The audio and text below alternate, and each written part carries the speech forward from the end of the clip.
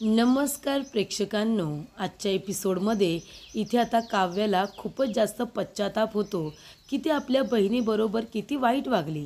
जेव्हा जेव्हा नंदिनी तिच्याबरोबर बोलायला येते तेव्हा तेव्हा काव्य तिच्यावरती रागवते, चिडते, तिचा अपमान करते आणि तिला आपल्या रूममधून तिच्या तोंडावरती दरवाजा बंद करते आणि मग तिला तिथून जायला सुद्धा सांगते।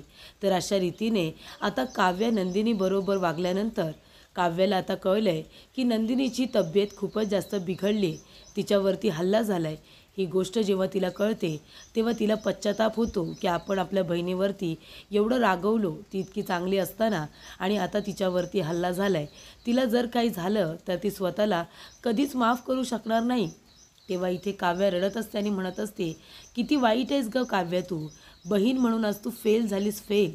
नंदिनी ताई तुला इतकं समजून घेते, तुझी काळजी घेते, तुझं सगळं काही करते आणि मी काय केलं, मी नंदिनी ताईवरती रागवले।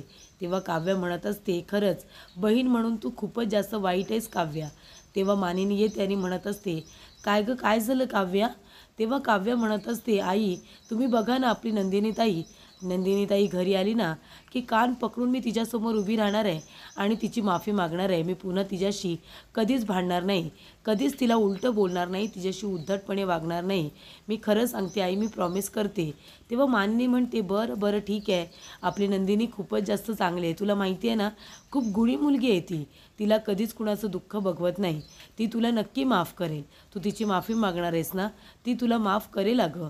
त्यानंतर प्रेक्षकांनो, इकडे वसुआत्या तिच्यासाठी कॉफी करत असते। कॉफी करत असताना तिथे आता काका आलेले असतात।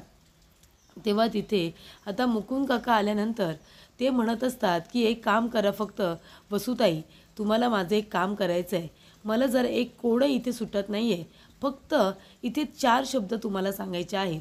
तेव्हा इथे आता 4 नाही तर 3 शब्द तरी तुम्हाला सांगायचे आहेत, तुम्ही माझं कोडं इथे व्यवस्थितरित्या आता संपू शकता। मला मगापासून हे कोडं सोडवायचं आहे पण ते सुटतच नाही आहे। तेव्हा इथे वसुआत्या म्हणत असते, हे काय बोलतोयस तू? अरे बाबा, आता ही काही वेळ आहे का कोडं सोडवायची? ही रात्रीची वेळ आहे की नाही? आता मला कॉफी बनवायची आहे, मी कॉफी बनवते ना माझ्यासाठी। तेव्हा इथे आता मकरंद काका म्हणत असतात, अहो वसुताई तुम्ही मल्टी टॅलेंटेड आहात, अहो तुम्ही सुपरवुमन आहात, तुम्ही एका वेळी किती कामं करू शकता ना, हे तुम्हाला पण माहिती नाही आहे। तुम्हाला माहिती आहे का वसुताई, तुम्ही इथे कॉफी करता करता कॉफीची बाग फुलवू शकता, तुम्ही पुस्तक वाचता वाचता तुम्ही एक दुसरं पुस्तक दुसऱ्या हाताने लिहू शकता, अहो तुम्ही इतक्या मल्टी टॅलेंटेड आहात। तेव्हा आता वेळ न दवडता तुम्ही मला सांगा बरं, माझे इथे आता 3 अक्षर फक्त तुम्हाला सांगायचे आहेत। तेव्हा मी तुम्हाला उभे आडवे शब्द जे काही आहेत ना ते सगळे मी तुम्हाला सांगतो आणि आता तुम्हाला त्यातला मेन शब्द मला सांगायचा आहे। तेव्हा इथे वसुआत्या म्हणते की बरं ठीक आहे। त्यानंतर इथे मकरंद काका म्हणत असतात की इथे जे काही उभे आडवे शब्द आहेत ते सांगितल्यानंतर खूपच जास्त वसुआत्याला कन्फ्यूज करतात। पण वसुआत्यासुद्धा खूप जास्त हुशार, ती काही मागे पडते का? ती म्हणते, काय रे तू मकरंद, अरे तो शब्द आहे संतान। संतान शब्द सांगितल्यानंतर इथे आता मकरंद काका जाता जाता म्हणतात, नाही आता काही अडचण येणार नाही ना, सगळ्या अडचणी सुटल्या ना माझ्या, आता संतान शब्दानंतर माझा संपूर्ण हा जो काही आता कोड्यांचा माझा संच आहे तो पूर्ण होईल ना, असं आता मकरंद काका म्हणून तिथून निघून जातात। तेव्हा इथे वसुआत्या कॉफी बनवत असताना तिची आता कॉफी बनवण्यासाठी दूध गरम करत असते। ते गरम आता दूध पूर्णपणे फुटलेलं असतं, ते दूध खराब झालेलं असतं। तेव्हा वसुआत्या म्हणते, मकरंद म्हणतोय तसा काही संकट तर येणार नाही आहे ना घरावरती। त्यानंतर प्रेक्षकांनो, इथे आता काव्या रडत असते। तेव्हा मानिनी म्हणते, काव्या हे बघ काय घडलंय ते मला पण माहिती नाही आहे, पण तू सांगशील का नक्की काय घडलंय, आपल्या नंदिनीला काय झालंय? तेव्हा इथे काव्या म्हणत असते की नंदिनी ताई, आणि तेवढ्यातच इथे काव्या काही सांगायला जाणार, इथे मकरंद काका म्हणतात, या या मानिनी वहिनी लवकर बाहेर या, डॉक्टर आलेत। असं म्हणाल्यानंतर मानिनी म्हणते, डॉक्टर अचानक काय झालं कुणाला? तेव्हा इथे काव्या आणि त्याचबरोबर मानिनी दोघीही घाबरतात। काव्या तिला सांगणारच असते की नंदिनी ताईची तब्येत बिघडली आहे, पण इथे सांगायच्या आधीच आता डॉक्टर का आलेत? तर मकरंद काका म्हणतात, आपल्या पार्थने बोलावलेत, पार्थ म्हणालाय की लवकर घरी पोचा, इमर्जन्सी आहे। तेव्हा मानिनी म्हणते, अहो पण पार्थ तर घरामध्येच नाही आहे। तेवढ्यातच पार्थचा आवाज ऐकू येतो, ये ये लवकर इकडे ये, इथे ठेव बरं नंदिनीला। तेव्हा इथे जीवा धावत पळत नंदिनीला उचलून घेऊन येतो. त्याचबरोबर तिला सोफ्यावरती झोपवतो आणि म्हणतो की डॉक्टर नंदिनीला व्यवस्थित चेक करा, ती शुद्धीवरती आली पाहिजे. तेव्हा मकरंद काका म्हणतात, अरे पण काय झालं नंदिनीला, कोणी काही सांगेल का, डॉक्टर वगैरे तुम्ही बोलवलेत. तेव्हा डॉक्टर नंदिनीला चेक करत असतात. काव्य म्हणत असते, नंदिनीताई काय झाले तुला, प्लीज डोळे उघड ना, नंदिनीताई प्लीज प्लीज डोळे उघड. आणि सॉरी, खरंच सॉरी, मी सकाळी तुझ्याशी खूपच जास्त उद्धटपणे वागले ना, रूढ वागले, त्यासाठी खरंच सॉरी. पण प्लीज प्लीज तू आता डोळे उघड ना, हवं तर मला मार, माझ्याशी भांड, पण आता डोळे उघड प्लीज ताई प्लीज. तेव्हा जीवा म्हणत असतो, डॉक्टर काय झाले नंदिनीला, ती बरी तर होईल ना, ती शुद्धीवरती काय येत नाही आहे ते सांगा ना. तेव्हा डॉक्टर म्हणत असतात, हे बघा त्यांना खूप मोठा मानसिक धक्का बसला आहे आणि त्यामुळे त्यांची शुद्ध हरपली आहे. तेव्हा मी त्यांना आता इंजेक्शन दिलं आहे, पण त्यांना मी गोळ्या लिहून देईन, तुम्हाला ते प्रिस्क्रिप्शन मी पाठवेन, तुम्ही तेवढ्या गोळ्या बाहेरून घेऊन या, चालेल ना. तेव्हा जीवा म्हणतो, हो हो ठीक आहे, तुम्ही पाठवून द्या, मी गोळ्या घेऊन येईन. आणि त्या गोळ्या तिला जेवायला दिल्याशिवाय द्यायच्या नाही, तिला पोटभर तुम्ही काहीतरी खायला सांगा आणि मगच गोळ्या द्या. तेव्हा इथे मानिनी म्हणते, हो ठीक आहे. त्याच्यानंतरला इथे डॉक्टर गेल्यानंतर मानिनी म्हणत असते, अरे पार्थ, पण आपल्या नंदिनीला झालंय तरी काय, ते तरी सांगा ना, तिला एवढा मोठा मानसिक धक्का कसा काय बसला. तेव्हा पार्थ म्हणतो, जीवा तू एक काम कर, नंदिनीला तुझ्या रूममध्ये घेऊन जा, त्यांना तिथे आता आराम करू दे. तेव्हा इकडे आता जीवा नंदिनीला उचलतो आणि आपल्या रूममध्ये घेऊन जातो. तेव्हा काव्य म्हणते, मी पण येते. त्यानंतर वसुआत्या म्हणत असते, अरे पार्थ, आता सांगशील का नक्की काय घडलंय ते.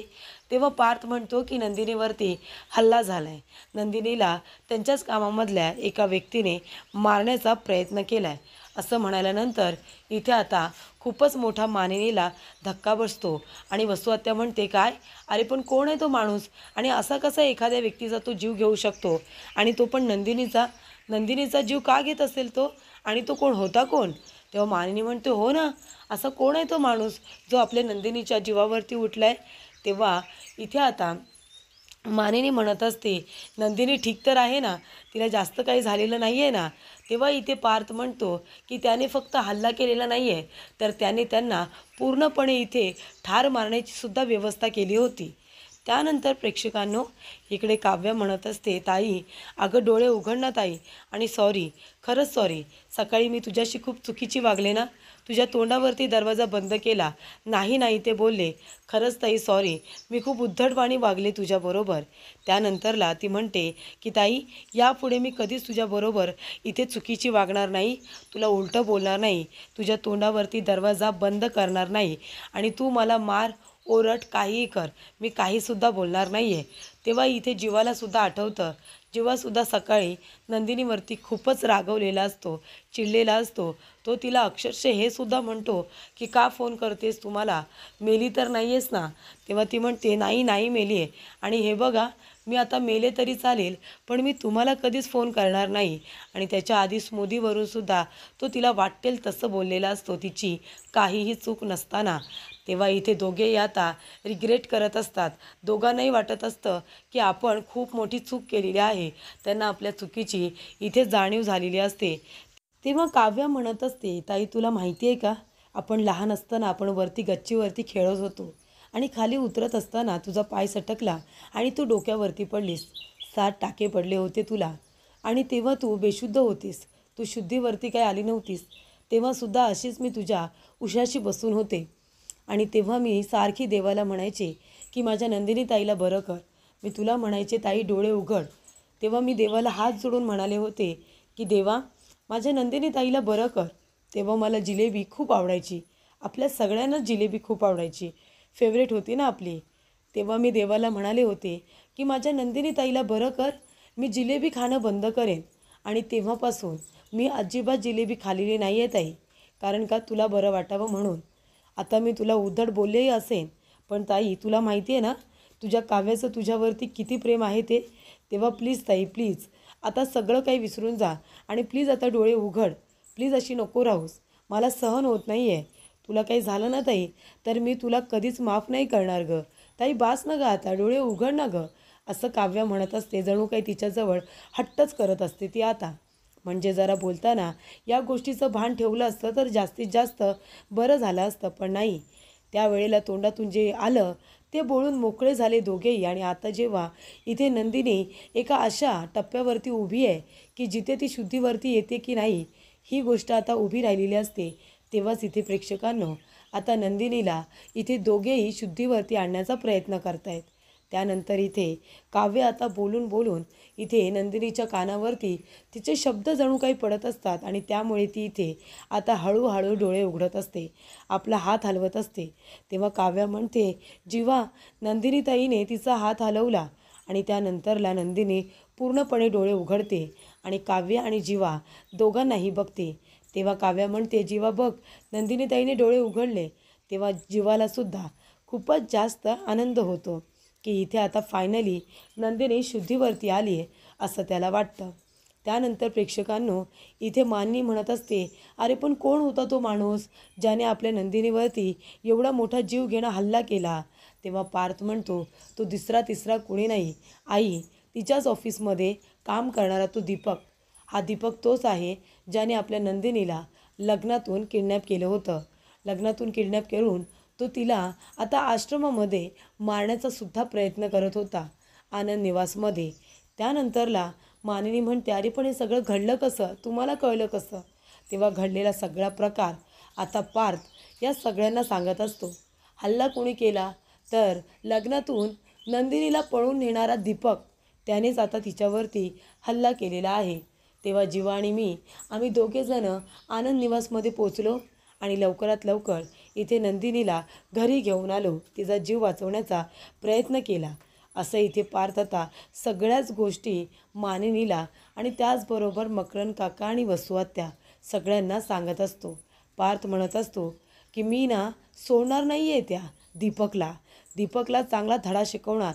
मकरंद काका म्हणतात, अरे पार्थ, त्या दीपकच्या विरोधामध्ये पोलीस कंप्लेंट करायची ना, त्याला अरेस्ट करायला लावायची. तेव्हा मानिनी म्हणत असते, नाहीतर काय, त्याला चांगली शिक्षा झाली पाहिजे. इथे आता त्याने आपल्या नंदिनीवरती एवढा मोठा हल्ला केला, त्याच्यानंतरला लग्नातून तर आधी पळून नेलंच होतं. तेव्हा किती मोठा तमाशा झाला होता आणि आता तिला ठार मारण्याचा प्रयत्न केला आहे. सोडायला नाही पाहिजे त्या दीपकला, त्याच्या विरोधात पोलीस कंप्लेंट केली पाहिजे. तेव्हा इकडे पार्थ म्हणतो, हो आई, त्याला तर मी नाहीच सोडणार, त्याला चांगला धडा शिकवणार आहे, त्याशिवाय मी सुद्धा स्वस्थ बसणार नाही. आता त्याने हल्ला केला आहे, उद्या जर त्याने अजून काही चुकीचं पाऊल उचललं तर. तेव्हा इथे वसुआत्या मनातल्या मनात खूपच जास्त घाबरलेले असते. वसुआत्याला वाटतं, अरे देवा, हा दीपक पण काय मूर्ख आहे का, आता जर त्याला पकडला तर आता काय होईल, सगळं प्रकरण माझ्या अंगावरती शेकेल ना. तेव्हा वसुआत्या म्हणत असते, पार्थ, मी काय म्हणते, तो दीपक कोण आहे, त्याला कसं पकडायचं कसं नाही याचा विचार आपण नंतर करूया. आता सगळ्यात जास्त महत्त्वाचं काय माहिती आहे, सगळ्यात जास्त महत्त्वाचं आहे की आपली नंदिनी शुद्धीवरती आली पाहिजे. तेव्हा आपण तिथे जाऊया, नंदिनी लवकरात लवकर शुद्धीवरती आली पाहिजे असं मला वाटते. तेव्हा इथे मानिनी म्हणते, हो अगदी बरोबर, चला चला लवकर चला. त्यानंतर इथे आता वसुआत्या पूर्णपणे टेन्शनमध्ये आलेली असते. वसुआत्याला वाटत असतं, अरे देवा, आता काय होईल. आता जर या दीपकला पकडलं ना, तर दीपकला पकडल्यानंतर त्याने जर सगळ्यांना सांगितलं की नंदिनीला लग्नातून पळून घेऊन जाण्याचा प्लॅन माझा होता, तर हे सगळं प्रकरण माझ्या अंगावरती शेकेल असं ती आता म्हणत असते. तर इथे हळूहळू नंदिनीने डोळे उघडलेले असतात. तेव्हा काव्य विचारते, ताई ठीक आहेस ना तू, आता तुला बरं वाटतंय का. तेव्हा नंदिनी म्हणते, हो मला आता बरं वाटतंय. तेव्हा इथे जीवासुद्धा तिची विचारपूस करतो. तेव्हा नंदिनी म्हणते की हो, तुम्हाला दोघांना डोळे भरून बघितलं ना, आता मला खरंच खूप बरं वाटतंय. तेव्हा जीवा म्हणतो, नंदिनी पण खरंच सॉरी, अगदी मनापासून मी तुला सॉरी म्हणतोय. सकाळी मी जे काही वागलो, जो काही चिडलो तिच्यावरती आणि तुझा फोन कट केला त्यासाठी खरंच सॉरी. आता मी पुन्हा कधीच फोन वगैरे कट करणार नाही. आणि तेव्हा इथे जीवा असं सुद्धा म्हणतो की मी अक्रोड टाकलेलं स्मूदीसुद्धा आवडीने पिईन, मी तुला काहीच बोलणार नाही आहे. तेव्हा इथे काव्य म्हणत असते, ताई मी सुद्धा तुझ्यावरती कधी रागवणार नाही, तुझ्या तोंडावरती दरवाजा बंद करणार नाही. खरंच सॉरी, माझं खूप खूप चुकलं. तेव्हा जीवा म्हणत असतो, नंदिनी तू माझी काळजी घेतेस, माझ्यासाठी सगळं करतेस आणि मी काय करतो, मी तुझ्यावरती रागवतो, चिडचिड करतो, पण आता बिलकुल नाही. आता तुला त्रास होईल असं मी काही करणार नाही आहे, अजिबात नाही. त्यानंतरला इथे नंदिनीला खूप आनंद होत असतो की जे लोक तिच्यावरती एवढे रागवले होते, चिडले होते, त्या सगळ्यांना एक गोष्ट कळलेली असते की आपली व्यक्ती जर आपल्याला सोडून जात असेल तर ते दुःख केवढं मोठं असतं ते. आणि त्यांनी आता डोळ्याने बघितलं होतं. त्याच्यामुळे बोलताना आधीच आपण शब्द जपून वापरायला हवेत, ही गोष्ट आता त्यांना कळलेली असते. तेव्हा इथे काव्य म्हणत असते, आणि ताई मी कधीच तुझ्यावरती रागवणार नाही, आणि सॉरी सकाळी वागले त्यासाठी. तेव्हा नंदिनी म्हणते, ठीक आहे, तुम्ही दोघेजणं प्लीज आता सॉरी सॉरी म्हणू नका. आणि इथे आता ज्या वेळेला जीवा म्हणत असतो की मी इथे स्मूदी पिईन, अक्रोडवाली पिईन, त्याचबरोबर तू जो नाश्ता देशील तो मी खाईन, मी अजिबात काही बोलणार नाही, तुझी बडबड सहन करेन, तू जे काही बोलतेस ना ते सगळं मी ऐकून घेईन. तेव्हा इथे आता काव्याला पण हसायला येतं आणि नंदिनीलासुद्धा. तेव्हा नंदिनी म्हणत असते, बरं बास बास, जास्त हसवू नका, मला हसता येत नाही आहे. तेव्हा इथे काव्य म्हणते, नाही बास झालं, बास, तू काही आता इथे जास्त हसण्याचा प्रयत्न करू नकोस, अजून तुला पूर्णपणे बरं वाटत नाही आहे ना, प्लीज. तेव्हा इथे नंदिनीला इथे कशा पद्धतीने आता दीपकने मारण्याचा प्रयत्न केला, त्यामुळे नंदिनी खूप जास्त घाबरली होती आणि त्यामुळे ती बेशुद्ध झाली होती. तर इथे मानसिक धक्का एवढा मोठा होता की तिला चक्कर येणं हे साहजिकच होतं. तिला इथे बांधून, तिचे हात तोंड घट्टपणे बांधून तिच्या गळ्याला फास लावून ठेवण्यात आला होता. जीवाने इथे धक्का दिला. आता थोडक्यात नंदिनी वाचली म्हणून, नाहीतर इथे जीवाच्या धक्का दिल्यामुळेच तिचा जीव गेला असता. त्यामुळे इथे आता वसू आत्या इतर टेन्शनमध्ये आलीच असते, पण नंदिनीला शुद्धीवरती आलेलं बघून पार्थ, मानिनी, त्याचबरोबर मकरंद काका तिघांना आनंद झालेला असतो वसू आत्याला सोडून. त्यानंतर नंदिनीला सगळेजण बघतात. मानिनी म्हणत असते, नंदिनी बाळा, अगं कशी आहेस तू, ठीक आहेस ना? तेव्हा नंदिनी म्हणते, हो आई, आता मी ठीक आहे. मानिनी म्हणते, हो, हसतेस याचा अर्थ तू ठीकच असणार आहेस. त्यानंतर इथे मकरंद काकासुद्धा म्हणत असतात, अहो कशाला वहिनी काळजी करताय, आपली नंदिनी म्हणजे फायटर आहे, फायटर. काय नंदिनी, बरोबर की नाही? अहो ते खूप हुशार आहे, हो गुणी आहे, आणि त्याचबरोबर कुठलंही संकट आलं ना तरी त्यात संकटाची 2 हात करण्याची ताकद तिच्यात आहे, बरोबर की नाही नंदिनी? त्यानंतर मानिनी म्हणत असते, पण नंदिनी, यापुढे तू आता असं एकटं बाहेर जायचं नाही, मला तुझी खूप काळजी वाटते. तेव्हा इथे जीवा म्हणतो, आणि कम्प्लिटली बेड रेस्ट सांगितलं आहे डॉक्टरांनी, अजिबात कामं करायची नाही आहेत, बाहेर जायचं नाही आहे. तेव्हा पार्थ म्हणतो, नाहीतर काय, बरं झालं, थँक गॉड तुम्हाला शुद्ध आली. त्यानंतर प्रेक्षकांनो, इथे आता जीवा म्हणत असतो की त्या दीपकला मी सोडणार नाही आहे, त्या दीपकला चांगला धडा शिकवणार, मी करणार आता हे सगळं. तेव्हा मानिनी म्हणते, कशाला, आपण पोलीस स्टेशनमध्ये तक्रार करूया ना, तू काय कायदा हातात घेणार आहेस का?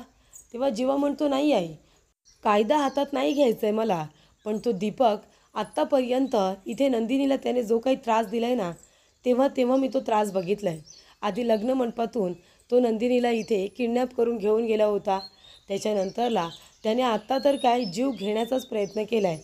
त्याच्यामुळे आता दीपकला मी सोडणार नाही आहे, त्याला चांगला धडा शिकवणार आहे. तेव्हा इथे पार्थ म्हणतो, नाहीतर काय, त्याला चांगला धडा शिकवायलाच हवा. आता त्याची मजल इथे नंदिनीचा जीव घेण्यापर्यंत गेली. त्याने सगळ्यात असा प्लॅन केला होता नंदिनीला मारण्याचा. आणि प्रेक्षकांनो, इथे आता लग्न मंडपातून नंदिनीला किडनॅप करणारा दीपक तिच्या पुन्हा एकदा जीवावरती उठला आहे. आता यापुढे तो अजून काहीतरी चुकीचं पाऊल उचलू शकतो असं म्हणाल्यानंतर इथे नंदिनी म्हणते की त्याने ऑलरेडी अजून एक चुकीचं आणि मोठं पाऊल उचललं आहे. तर ते काय आहे? तर इथे आता नंदिनी म्हणते की तो रिक्षावाला ज्याच्या रिक्षातून मी आनंद निवासकडे जात होते, आणि तो माणूस ज्याने काव्यावरती हल्ला केला होता, तो माणूस एकच आहे, तो म्हणजे दीपक. दीपकने सगळं सांगितलं की इथे काव्यावरती हल्लासुद्धा त्यानेच केला, आपल्या घरामध्ये घुसून, आणि त्याचबरोबर इथे आता आश्रमामध्ये सुद्धा मला मारण्याचा प्रयत्न त्यानेच केला. आणि इथे रिक्षावाले काकासुद्धा म्हातारा हा दीपकच होता, हे आता नंदिनीला कळलेलं असतं, आणि नंदिनी सगळ्यांना सांगते. तेव्हा मानिनी म्हणते, काय, काव्यावरती हल्ला झाला होता आणि आपल्या घरामध्ये कुणाकुणाला माहिती आहे? वसू आत्या, तुम्हाला माहिती आहे? तेव्हा वसू म्हणते, नाही, मला माहिती नाही आहे. तेव्हा मकरंद काका म्हणतात की आपल्या घरामध्ये दीपक घुसला होता आणि त्याने काव्यावरती हल्ला केला होता, मला पण माहिती नाही आहे, तो कधी आला, कधी हल्ला केला, मग आम्हाला कोणाला कसं काही माहिती नाही. तेव्हा इकडे काव्यानेच पार्थला सांगितलेलं असतं की पार्थ प्लीज प्लीज कुणाला सांगू नका की माझ्यावरती एवढा मोठा हल्ला झाला आहे. जर घरातल्या लोकांना कळलं ना तर ते काय करतील माहिती आहे, पोलीस कंप्लेंट, कोर्ट कचेरी हे सगळं सुरू झाल्यानंतर मला घरामध्येच बसून ठेवतील आणि घरातली सगळी कामं करायला सांगतील. मला बाहेर कॉलेजला जाऊ देणार नाही, काम करू देणार नाही. त्याच्यामुळे मला घरी थांबायचं नाही आहे. प्लीज पोलीस कंप्लेंट करू नका, म्हणजे पोलीस घरामध्ये येणार नाहीत. नाहीतर माझं बाहेर जाणं, कॉलेज बंद करून टाकतील. त्यानंतर इथे आता मानिनी म्हणत असते, बरं बरं ठीक आहे जाऊ दे, चल काव्या बाहेर जाऊया आपण. आता इथे नंदिनीला जरा आराम करू दे. तेव्हा इथे काव्याचा हात पकडून मानिनी तिला बाहेर घेऊन जाते आणि इथे जीवा नंदिनीला म्हणत असतो की नंदिनी आता मी तुझं काही ऐकणार नाही आहे.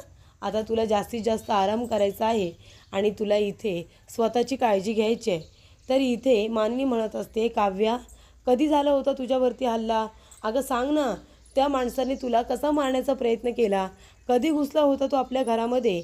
आणि आम्हाला याबद्दल कुणालाच कसं काय माहिती नाही आहे, सांगा ना, काय झालं होतं नक्की ते सांगा. त्यानंतर प्रेक्षकांनो पुढील भागामध्ये इथे आता पार्थ म्हणत असतो, आई तू नको काळजी करू, मी आहे ना, मी त्या दीपकला अजिबात सोडणार नाही आहे. त्याला धडा शिकवल्याशिवाय स्वस्थ बसणार नाही. त्यानंतर मानिनी काव्याला चांगलाच जा विचारते, सगळ्या गोष्टी तुझ्या मनाप्रमाणे करतेस का? तो माणूस घरामध्ये घुसून तुझ्यावरती हल्ला करतो आणि तू आमच्यापासून ही गोष्ट लपवलीस. तेव्हा जीवा म्हणत असतो की दादा आता वेळ आली आहे त्या दीपकला धडा शिकवायची. तेव्हा पार्थ म्हणतो, हो ना, आता त्याला सोडायचं नाही, त्याला चांगला धडा शिकवायचा. त्याचबरोबर इथे आता वसू आत्यानेच लग्न मंडपामधून नंदिनीला किडनॅप करायला सांगितलं होतं दीपकला. ही गोष्टसुद्धा आता बाहेर येते की काय आणि सगळं नाव माझ्यावरती येते की काय, अशी भीती आता वसू आत्याला वाटत असते. आणि त्यामुळे इथे आता वसू आत्या म्हणत असते, अरे देवा, त्या दीपकला कुणी सांगितलं होतं मूर्खपणा करायला? उगाच त्याने त्याचं डोकं चालवलं, असं वसू आत्या आता स्वतःशीच म्हणत असते. ती बडबड करत असते.